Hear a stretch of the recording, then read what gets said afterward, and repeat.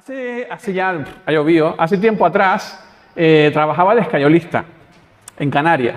Allí se usa mucho este material, más que el yeso. Y recuerdo, y eso ha pasado aquí, lo he visto un poco ese proceso.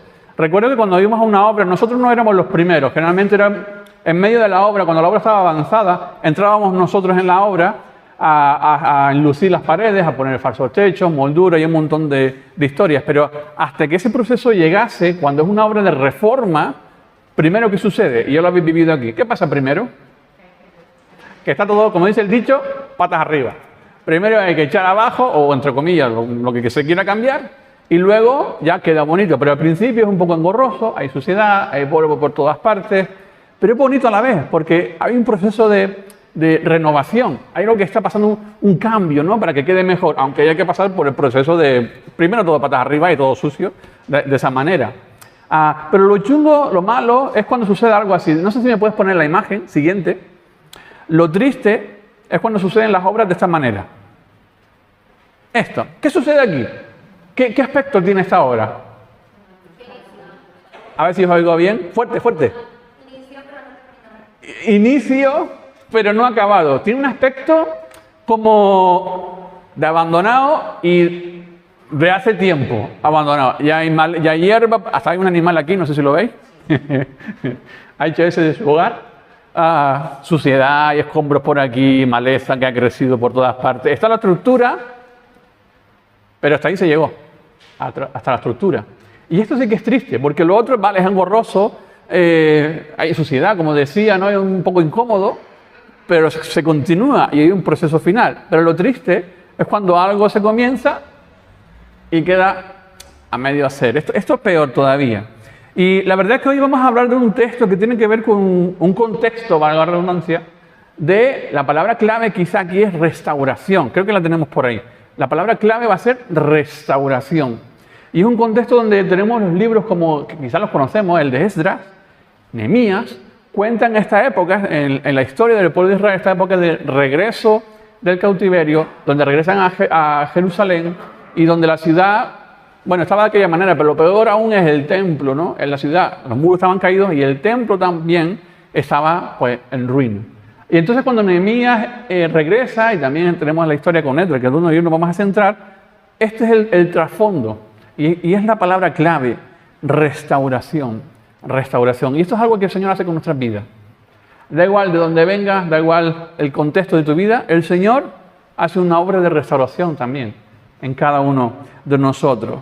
Como digo, todo era ruina, muro, templo, y además había algo interesante en ello, que es además de la parte, vamos a llamarla física, había una labor de enseñanza. Dice en la Escritura que Esdras, ¿no? Enseñaba, ponía acento, daba interpretación a lo que decía la palabra, ¿no? Y se reunía en torno a la palabra. Así que hay un proceso de restauración también en esto, en conocer la palabra del Señor. Se restablecieron festividades, ellos confesaron su pecado, etcétera, etcétera. Esto es todo el contexto de la historia. Ahora, cuando uno lee el libro de Esdras, y he querido sacar aquí varios puntos, nos damos cuenta de un proceso que para nosotros es pertinente en este tiempo, en este día, y para nosotros aquí como pueblo de Alginet también. Y es lo que está sucediendo, por la gloria del Señor. Que hay un proceso, ¿verdad?, de restauración. Hay una obra que necesitaba volver a tomar impulso por el Espíritu. Y que todos nos pongamos manos a la obra. Ahora, cuando uno se pone manos a la obra, hay diferentes cosas que uno tiene que tener en cuenta. Y es lo que, leyendo Esdras, uno puede rescatar. A lo mejor otro rescata otras cosas, puede poner otros puntos, pero yo he sacado estos 3 puntos. Vamos a leer el versículo, estamos en el capítulo 3, versículo 1. Cuando llegó el mes séptimo, y estando los hijos de Israel ya establecidos en las ciudades, se juntó el pueblo como un solo hombre en Jerusalén. Di conmigo, como un solo hombre. Como un solo hombre, dice el texto. Versículo 9 dice, Jesúa también, sus hijos y sus hermanos, Cadmiel y sus hijos, hijos de Judá, como un solo hombre, asistían para activar a los que hacían la obra en la casa de Dios, junto con los hijos de Henadad, sus hijos, sus hermanos levitas. Es interesante cómo nos dice, al menos en 2 ocasiones tenemos aquí, como un solo hombre. Y el primer punto, el primer tip, si lo queremos llamar así, para nosotros en esta tarde es edifica con propósito. Edifica con propósito. Esta expresión ahí no está de más, como un solo hombre. Básicamente lo que está diciendo esta expresión es que se unieron con un propósito común. Allí no fueron a la aventura, no improvisaron, no estaban improvisando, se estaban organizando, unieron sus fuerzas con un propósito. La Escritura aboga y defiende el trabajo corporativo. Jamás la Escritura nos llama a ser llaneros solitarios. Es más, dice, ay del solo, ay del solo. Es un peligro estar solo. Vivimos en sociedades donde unen sus esfuerzos. Hay asociaciones que lo que hacen es aglutinar esfuerzos para ir a un propósito que ellos tienen, el que sea, pero para ir a un propósito común. Y en la Escritura encontramos este propósito en ellos. Se unieron como un solo hombre, con un solo objetivo. A veces leemos esta expresión a la hora de luchar. Como un solo hombre se unen cuando hay una batalla por delante. O como un solo hombre, también lo tenemos en Nehemías, esto es en el libro de Nehemías, no tenemos la cita aquí, pero en Nehemías 8 nos dice que se unieron como un solo hombre para leer y comprender la palabra del Señor. O sea, que tenían un enfoque común, unieron sus fuerzas. Eso es lo que implica esfuerzo. No es estar juntos, podemos estar juntos en otro contexto, un ambiente más relajado a lo mejor, un ambiente donde quedamos para una paella, estamos juntos, hay un propósito común, pero no se refiere a eso.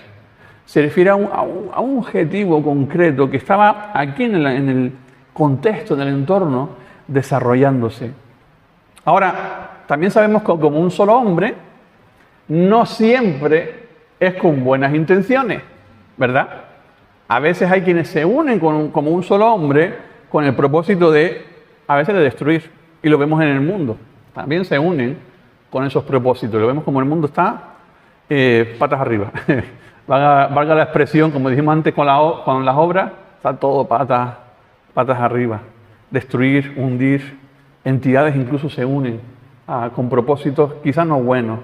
Ahora, aquí ellos sí lo tenían claro y se unen con un propósito claro. ¿Y sabes cuál era ese primer propósito claro? ¿Alguien lo sabe? A ver, fuerte. Reconstruir. ¿Pero con qué propósito? ¿Para qué se reconstruye el templo? Estamos hablando del Antiguo Testamento, ¿vale? ¿Qué hacían en el templo? A congregar, sí. Eso es. Adorar al Señor al fin y al cabo. Ese es el objetivo. Mira, hay varios versículos que hablan acerca de esto. Versículo 2. Entonces se levantaron Jesúa, lo volvemos a mencionar, hijo de Josadac, y sus hermanos, los sacerdotes. Y Zorobabel, de Salatiel, y sus hermanos, edificaron, dice ahí, ¿qué edificaron? El altar de Dios, del Dios de Israel, para ofrecer sobre él holocaustos, como está escrito en la ley de Moisés, varón de Dios. Si saltamos al versículo 4, dice, celebraron asimismo la fiesta solemne de los tabernáculos, como está escrito, y holocaustos cada día por orden conforme al rito, cada cosa en su día. Si saltamos al 6, dice, desde el primer día del mes séptimo comenzaron a ofrecer holocaustos al Señor. Aunque nos dice, pero los cimientos del templo del Señor no se habían echado todavía. Y si saltamos al 11, nos dice, y cantaban, alabando y dando gracias al Señor, diciendo, porque Él es bueno, porque para siempre es su misericordia sobre Israel. Y todo el pueblo, digo conmigo, todo el pueblo, aclamaba con gran júbilo, alabando a Dios, porque se echaban los cimientos de la casa de Dios. Así que cuando vemos este contexto, el propósito, el ser como un solo hombre en ellos, era adorar a Dios. Querían adorar a Dios. Estamos hablando del contexto del Antiguo Testamento, el templo y todo su significado. Pero ese es el objetivo. Por eso lo primero que hicieron fue preparar el altar. luego nota el detalle, los cimientos todavía no estaban, o sea, el templo iba a su ritmo. Pero lo primero fue edificar o levantar el altar. ¿Con qué propósito? Adorar. Empezaron a restablecer las fiestas, nos dice aquí, y a ofrecer holocaustos. Todo tiene que ver con adoración al Señor. ¿Y sabes qué? No esperaron a tenerlo, a ver cómo lo digo, todo perfecto. No esperaron a que todas las circunstancias fueran idóneas. Ya cuando tengamos el templo terminado, cuando todos estemos bien, cuando estemos prosperados, cuando estemos en paz y no haya ningún problema, entonces adoramos al Señor. No, cuando todo estaba hecho polvo, todo estaba destrozado, lo primero que hicieron fue adorar al Señor, buscar la presencia del Señor, restablecer, en este caso, los sacrificios, ¿no? Entendemos nosotros en nuestro papel como iglesia en el Nuevo Testamento. Lo primero es la presencia del Señor en nuestras vidas, adorarle, buscarle a Él. Y Él se encargará, ya ni siquiera es algo que yo tengo que hacer en mi esfuerzo, sino que Él mismo va haciendo restauración en cada uno de nosotros. Va edificando su templo, que es tu vida y es mi vida. Qué bonito que Él ha hecho de tu vida y de mi vida su hogar. El templo del Espíritu Santo. Tenemos un privilegio tremendo, hermanos. Antes, para acudir al templo, no cualquiera entraba. Entraba el sumo sacerdote al lugar santísimo, el único que podía hacerlo. En un sistema de 24 sacerdotes, al que le tocaba por turno. Solo uno de ellos podía hacerlo. ¿Y de qué manera entraba? Con temor y temblor. Encadenado, por si era fulminado, y dejaban de sonar unas campanitas que tenían en los trajes. Cuando dejaban de sonar, decían, muerto. Y lo sacaban. Lo sacaban de esa manera. No se entraba de cualquier manera en la presencia del Señor. Y la Escritura nos dice que nosotros, a través de la sangre de Cristo, tenemos libertad. Venid. Es la invitación que nos hace Hebreo, ¿verdad? Ante su trono de gracia, para hallar oportuno socorro. Somos privilegiados como hijos e hijas del Señor, como iglesia, en ese aspecto. Con todo lo que tenían por delante, lo primero, y edificar con propósito, es levantar el altar de Dios. Pero no solamente hicieron eso como un solo hombre, hicieron más cosas. Mira, en el 7 dice, y dieron dinero a los albañiles y carpinteros. Asimismo, comida, bebida y aceite a los sidonios y tirios para que trajesen madera de cedro desde el Líbano por mar a Jope, conforme a la voluntad de Ciro, rey de Persia, acerca de esto. Es decir, levantaron el altar de Dios, pero es que además pusieron de sus recursos, esto no suele gustar mucho comentarlo en la iglesia, pero pusieron de sus recursos cada uno lo que tenía para que esto se cumpliese, para llevarlo adelante. Oye, yo puedo poner aceite, pues yo pongo aceite, yo pongo no sé qué, pues yo pongo no sé cuánto. Era voluntad de Ciro, que de hecho, si mal no recuerdo, el Señor lo llama mi siervo, ¿no? Para cumplir el propósito de restauración, tela marinera, con ese significado. Pero por el decreto de Ciro se le dijo a ellos ir a los pueblos, en este caso menciona aquí al Líbano, la madera del cedro del Líbano, y menciona a los tirios, sidonios y tirios, menciona aquí, para hacer negocio con ellos. Oye, yo puedo ofrecer esto, pues es lo que pongo al servicio del Señor. Y así lo hicieron. Unieron sus esfuerzos en cosas tangibles, en cosas visibles, en cosas prácticas, para que la obra fuera adelante. Unos alimentos, otros quizá madera, otros pusieron sus bueyes. Yo pongo los bueyes para que lleven la madera. Desde el mar, desde Jope al interior. Y cada uno puso lo que tenía, mientras servían y adoraban, que al final es lo mismo, servir y adorar al Señor. Al final es lo mismo, son las mismas palabras. Mira lo que dice 1 de Pedro 4:10. Esta mañana, con los hermanos de Turí, es otro tema, esta mañana estuvimos predicando de otra cosa, en mayordomía, estuvimos hablando esta mañana en cuanto a la mayordomía del corazón y de los dones que el Señor da. Y tocamos este versículo. Dice, cada uno, ¿quién es cada uno? ¿Hay alguien aquí que está fuera de este cada uno? No, ¿verdad? Estamos todos dentro. Cada uno ponga al servicio de los hermanos que te caen bien, de los hermanos que han alcanzado una madurez y una espiritualidad intangible. No, al servicio de los demás, el don que hayas recibido. No el de otro, el tuyo. No mires al de al lado si lo está haciendo o no. El tuyo. Ponlo al servicio de los demás, porque eso es lo que Dios te ha entregado, lo ha puesto en tus manos, para construir precisamente. Administrando fielmente, y esto es mayordomía, una buena mayordomía es aquel que pone al servicio lo que el Señor le da, lo lleva a la práctica. Fielmente, nada más y nada menos que la gracia de Dios, en sus diversas formas.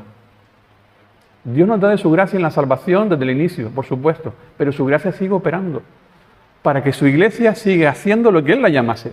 Y te da toda la capacidad para que tú pongas en práctica lo que Él te llama a hacer, cada uno en su sitio, lo que le ha dado a cada cual, para que se construya, para que avancemos, para que tengamos un esfuerzo común y pongamos todo en común con ese objetivo de levantar el nombre del Señor, extender su reino a aquellos que todavía no lo conocen, hasta que Él venga, porque este versículo fue dado en un contexto donde dice, aquel día se acerca. Es lo que dice antes, unos versículos antes. Aquel día se acerca. Cuando veis que aquel día se acerca. Está hablando de que el Señor viene. Y mientras, ¿qué nos llama a hacer? Sirve. Que cuando el Señor venga, los encuentre sirviendo. Así que lo tenemos claro. El primer propósito, ¿cuál es? O la primera parte. Edifica. ¿Estamos aquí? ¿Ahí hay chuleta? Ah, sí, tenéis chuleta. Hay trampa. La trampa la hice yo. Edifica con propósito. Ahora, el segundo también es interesante. Edifica con atención. Edifica con atención.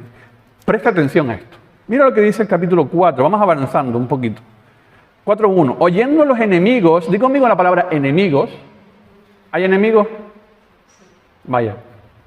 Oyendo los enemigos de Judá y de Benjamín, que los venidos de la cautividad edificaban el templo del Señor Dios de Israel, vinieron a Zorobabel y a los jefes de casas paternas y les dijeron, escucha bien esto, edificaremos con vosotros, porque como vosotros buscamos a vuestro Dios y a Él ofrecemos sacrificios desde los días de Sarhadón, rey de Asiria, que nos hizo venir aquí. Es interesante cómo viene justo este texto, este momento, después de una cosa que ellos hicieron. El enemigo apareció, el enemigo se puso en marcha, dice, oyendo. ¿Qué oyó el enemigo de Israel? Que estaban edificando el altar, que iban a buscar a Dios. Y cuando oyeron eso fue cuando vino el enemigo.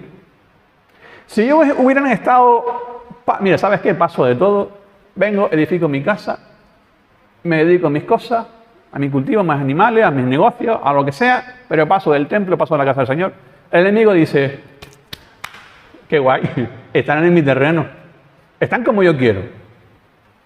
Pero cuando tú y yo nos ponemos en marcha, el enemigo siempre ataca, pero cuando tú te pones en marcha, cuando tú tienes un objetivo firme de adorar al Señor, buscarle, obedecerle, poner al servicio lo que Él te da, edificar el templo del Señor, su iglesia, aunque es Él el que lo hace con lo que dota, es precisamente cuando aparece el enemigo. Él también se pone en marcha, lo sabemos, y también trabaja sus maquinaciones. Si estamos más pendientes de la novela, de la serie o de cualquier otra cosa que nos dediquemos, no digo que esté mal, o cuidado con estas palabras, pero cuando nos despistamos con muchas otras cosas, perdemos el enfoque. Y es lo que está sucediendo aquí. Mira, la estrategia es muy llamativa, porque la estrategia del enemigo no fue llegar y decir que soy el enemigo, te prohíbo que edifique y voy a ir a por ti hasta el final. No, eso no fue lo que hizo el enemigo. Porque cuando esas cosas vienen así, tú las ves venir y dices, cuidado. ¿Sabes qué es lo peor de la iglesia? Cuando las cosas vienen soterradas. Y cuando las cosas se entremezclan. Lo bueno con lo malo y se vuelven los tonos grises. Y eso es lo que nos pasa a la iglesia. Hablo en general, ojo. Pero eso todos podemos caer en ese tipo de error. El no estar atento. Y el enemigo muchas veces viene soterradamente. No te viene de frente, sino soterradamente, dejando que te vayas deslizando, entreteniendo, ocupando de otras cosas, mezclando la infiltración. Es una estrategia general del enemigo, lo sabéis, ¿no? En la batalla, la estrategia de infiltración es una que suele funcionar. enredarte, ¿para qué? Para desbaratar los planes de edificación. Por eso vinieron a ellos. No vinieron con la idea de vamos a ayudarlos o vamos a echar una mano. Esa no es la idea real, era otra en ellos. ¿Saben los samaritanos? ¿Conocemos algo de los samaritanos? ¿El norte? ¿Qué sabemos de los samaritanos? ¿Qué pasó con ellos? ¿Qué imperio vino y los arrasó? Primero, antes que Judá. Los asirios, ¿verdad? Vinieron los asirios. ¿Sabéis cuál era una de las estrategias de los asirios? Aparte que eran sanguinarios a lo más bestia. Una de las mezclas, yo lo he dicho, una de las cosas que ellos hacían no era que venían y decían, imponemos ahora nuestra religión y nuestra forma de operar, no sé qué, no. Ellos hacían el sincretismo, mezclaban. Y era una manera de debilitar al pueblo. Todo vale. De hecho, cuando tú lees los versículos, escucha, mira cómo lo dicen. Porque como vosotros buscamos a vuestro Dios. Es decir, uno más de la colección de dioses que tenemos. Es uno más. Pero no es su Dios. Sabemos que el norte, desde el principio, cuando se dividió el reino, vez tras vez, ninguno hizo lo bueno, dice la Escritura, en cuanto a los reyes, no habla, ni uno. Todos se apartaron, buscaron sus dioses. Y cuando vinieron los asirios, peor todavía. Fue mucho peor. Y esa era la vida, el estilo de vida que ellos tenían. Por tanto, no iban a ayudarle, iban a enredar, iban a mezclar, iban a distorsionar al pueblo para debilitarlo. La estrategia de la mezcla, de la infiltración, una vez más. ¿Cómo reaccionaron ellos? Pues con mucha atención. Mira lo que dice el versículo 3. Zorobabel, Jesúa y los demás jefes de casas paternas de Israel dijeron, no nos conviene, di conmigo, no nos conviene, hasta ahí, edificar con vosotros casa a nuestro Dios, sino que nosotros solos la edificaremos al Señor Dios de Israel, como nos mandó el rey Ciro, rey de Persia. Ellos se percatan, aquí Zorobabel, Jesús y los que mencionan no son tontos, y se percatan de lo que está sucediendo, de la estrategia de aquellos enemigos, y desde el inicio marcan distancia. Por ello, edifica con propósito, pero edifica con atención, porque el enemigo sigue haciendo sus maquinaciones para intentar desviar a su iglesia del objetivo y el propósito. Ellos no van a permitir que en la adoración y el servicio a Dios se introduzca cualquier otra cosa, cualquier otra mezcla. No va a permitir que nada ni nadie les desvíe del propósito que el Señor les ha marcado de edificar.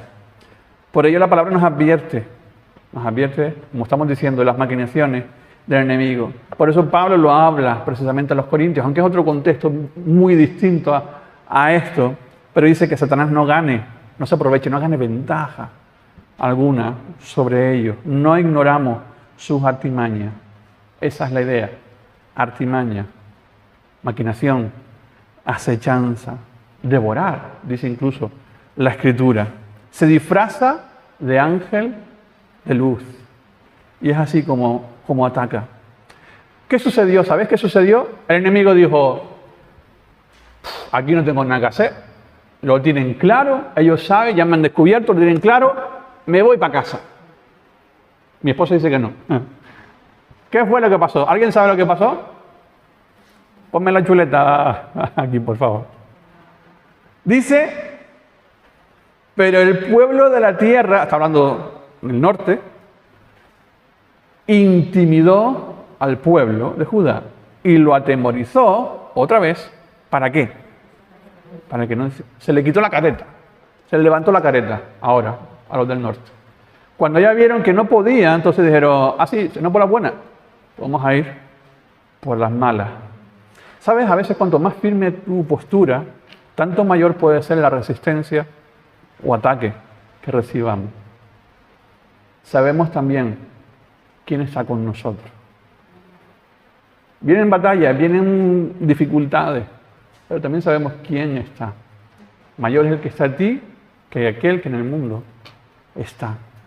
El enemigo podrá usar todas sus estrategias, todas sus artimañas. Aquí ya no son soterradas, aquí ya son completamente abiertas, intimidar Y eso a veces es lo que intenta hacer con su iglesia, con nosotros. Desanimar, debilitar las manos, que no avancemos. Intenta lograr ese propósito. A veces somos pocos, no tenemos recursos, es que yo no puedo, es que yo no sé, es que yo no sé. El Señor dota y capacita a su iglesia. Otra estrategia, atemorizar, llenarte de tensión. Y el Señor no quiere eso para tu vida, que dependa solo de su gracia. Y además otro objetivo era frustrar los planes. Y hay una cosa que tenemos que tener bien clara. Nada ni nadie destruye los planes de Dios. Aunque haya de pillo en el camino, nada ni nadie lo destruye. Vamos a ir al tercero. Me voy a saltar me lo vas a permitir. Saltarme un versículo. Creo que es este. Sí. Vamos a ir al último punto directamente. Hemos hablado de dos. Tener la chuleta, seguro. ¿A que sí? Sí. Primero, ¿qué tienes que hacer? Edifica con propósito, como un solo hombre. Segundo, edifica con atención. Tercero, edifica con confianza. Edifica con confianza. Cuando vamos al capítulo 5, esta historia se desarrolla en todos estos capítulos. Cuando vamos al 5, encontramos lo siguiente. Después de todas estas amenazas y todas estas historias, 5.2 dice: entonces Zorobabel, hijo de Salatiel, y Jesúa, hijo de Josadá, se dispusieron, esto es muy importante, aquí hay una actitud de corazón, se dispusieron a continuar la reconstrucción del templo de Dios en Jerusalén. Y los profetas estaban con ellos ayudándolos. ¿Algunos se acuerdan qué profetas estaban en esta historia, en este contexto? Hay dos. Ageo y Nehemías, el que estaba edificando, Zacarías. Esos dos profetas son los que están en ese contexto histórico. Es interesante todas las palabras que aquí se mencionan. Se dispusieron, repito, esto es una actitud de la voluntad de: Señor, me voy a poner en tu plan. Esto está difícil, hay complicaciones, pero yo quiero hacer tu propósito. Y se pusieron a ello. Se dispusieron a continuar la reconstrucción. No dijeron, me voy a dedicar a otra cosa. No, siguieron adelante con el que el Señor les llamó a hacer. Y además contaban, los profetas eran quienes representaban la voz del Señor. De hecho, hablaban en el nombre del Señor. El Señor los usaba para comunicar su mensaje. Así que ellos estaban ayudándolos, trayendo mensajes de aliento, quizá de exhortación. Aunque exhortación también tiene su parte de ánimo, pero a veces parte de disciplina y de, oye, vamos adelante. No te quedes ahí, tira, el Señor está contigo. Y es lo que le dice el profeta Ageo a ellos. Aquí sí que se empezaron a desviar un poco, porque Ageo lo que les dice es tiempo para vosotros y para mí, ¿qué? Es lo que dice el Señor. Es tiempo para que vuestras casas estén súper decoradas y mi templo abandonado. Y les da esta palabra de exhortación, pero a la vez les dice, yo estoy con vosotros, poneos en marcha, yo estoy con vosotros. Olvidad de los enemigos, dejadlos, yo estoy ahí. Este es mi propósito para con vuestras vidas. Ahora, esto lo estaban haciendo en base a su confianza en el Señor. Y hay un salmo que hemos leído, que se ha leído hace un poquito, el 127. Si el Señor no edifica la casa, en vano se esfuerzan los albañiles. Y si el Señor no cuida la ciudad, en vano hacen la guardia los vigilantes. Lo que queremos decir al citar este versículo es que no se ponen en marcha porque fue una iniciativa que se le ocurrió a uno, pues voy a hacer esto, sino lo hacen bajo el poder del Señor. Es por eso que se ponen en marcha. O sea, la directriz venía de Dios mismo. Era el tiempo de restauración. Era el momento de hacer estas cosas. Por ello, se ponen en marcha bajo el poder del Señor. La iglesia, hoy día, y desde el tiempo del inicio de la iglesia, es impulsada por su Espíritu. Fue la que produjo el impulso para que la iglesia cumpliera su propósito. Vino el Espíritu, los llenó y comenzaron a expandirse y a expandirse. Venían dificultades una tras otra, pero seguían expandiéndose hasta nuestros días. Que algunos llaman, no es el libro de los Hechos de los Apóstoles, es el libro de los Hechos del Espíritu Santo, ¿no? Como algunos mencionan por ahí. Ahora, hemos dicho Ageo, pero dijimos otro profeta más, Zacarías. Y en Zacarías hay una palabra que yo creo que todos nosotros conocemos, Alguna vez la habremos leído, la habremos escuchado, que dice lo siguiente. Así que el ángel me dijo, esta es la palabra del Señor para Zorobabel, el que estaba al frente de esa obra. No será por la fuerza, ni por ningún poder, sino por mi espíritu, dice el Señor Todopoderoso. ¿Sabéis en qué contexto se dice en este capítulo 4? ¿En qué contexto se dicen estas palabras? Justo se dice en el contexto de la edificación del templo. Es justo lo que se está hablando. Léelo en casa tranquilamente, el capítulo 4 y todo el simbolismo que hay detrás. Lo que les está diciendo el Señor es, yo estoy con vosotros una vez más. No va a ser por vuestra capacidad, no va a ser por inteligencia ni conocimiento. Lo que va a suceder allí va a ser por el poder del Señor, por el Espíritu Santo, la acción del Espíritu del Señor, obrando en ello. Para nosotros hoy día sigue siendo igual. Avanzamos bajo el poder del Señor, bajo el obrar de su Espíritu. Soy consciente y sé, yo creo que sabemos todos, la historia, ¿verdad?, que se viene desarrollando aquí entre nosotros, en Alginet. Hemos estado al borde de la hecatombe, podríamos decir, al borde. Pero qué bueno y qué fiel es el Señor. Que el Señor no nos abandona, que el Señor no deja su obra. Y qué bueno que nosotros podemos hacer estas tres cosas. Son importantes en el tiempo que estamos viviendo. Hoy, no mañana, hoy, ahora. Edifica con propósito. Eso significa unir fuerza. Eso significa estar como un solo hombre. Que nadie haga la guerra por su parte, sino que todos colaboremos. Número 2, edifica con atención. Porque seguro que cuando avanzamos, impedimentos vendrán. No soy profeta, en el sentido de vaticinar, pero sí en lo que dice la Escritura. Jesús advirtió a sus discípulos, nos advierte a nosotros. Habrá impedimentos, pero edifica con esperanza, edifica con seguridad, sabiendo que el Señor está contigo, que la obra es suya, que Él no nos deja, que la iglesia está sostenida por el Señor. Es suya, Él la pagó con precio, Él es quien la edifica, Él es la base y quien la edifica y que nos dota de todas las capacidades para que eso sea posible. Así que hoy te animo en el nombre del Señor. Sigue edificando. No desistas, venga lo que venga.